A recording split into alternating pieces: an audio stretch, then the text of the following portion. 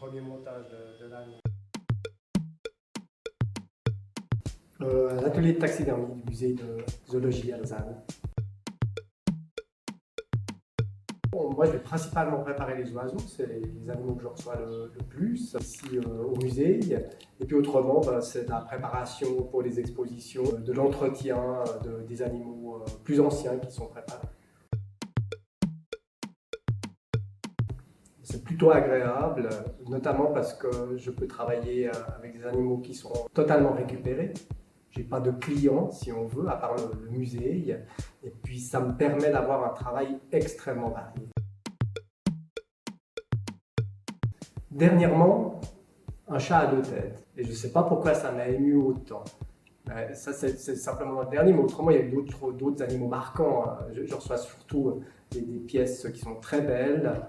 J'ai reçu par exemple un tigre de Sibérie, et ça c'était une des grosses préparations que j'ai faites pour le musée, un tigre de Sibérie qui est maintenant exposé au musée. J'ai reçu il y a très longtemps de ça une énorme tortue qui venait d'un zoo. Ils sont allés voir ce qu'il en était. Puis ensuite, ils m'ont demandé si elle m'intéressait. Je l'ai récupérée.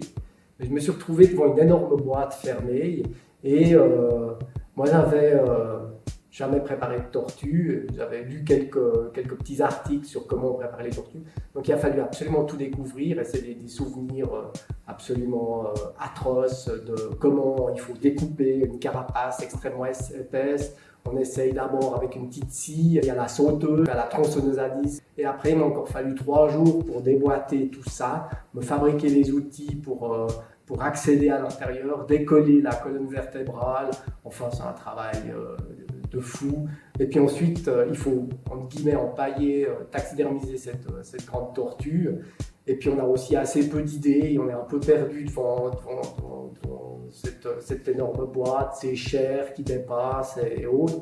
Et à l'intérieur, il y a à peu près tout ce que j'avais à l'atelier, depuis des fils de fer, à de la terre, à de la paille, à du plâtre. Il y a à peu près tous les matériaux à l'intérieur. C'est certainement pas idéal, mais c'est comme ça que je m'en suis sorti.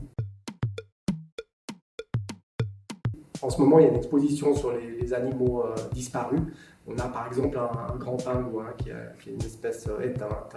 On en a plusieurs. On a les ouïas, on a un bandicoot, on a plusieurs espèces disparues. Et puis souvent, je prépare des espèces qui sont extrêmement rares. Je suis aussi certainement par là un témoin du changement de notre environnement. Moi, je dirais que c'est un peu des souvenirs d'antan, quand je suis arrivé à l'atelier ici, et puis c'est l'accueil que j'ai reçu par mon collègue qui est maintenant décédé, mais Charlie. J'ai reçu un accueil extraordinaire ici. Et dans un milieu qui m'a beaucoup plu dans cet atelier, qui était aussi très différent, qui était rempli de plantes vertes, où il y avait des oiseaux qui volaient. Enfin, c'était une autre époque aussi, il y a 30 ans. C'était vraiment assez extraordinaire.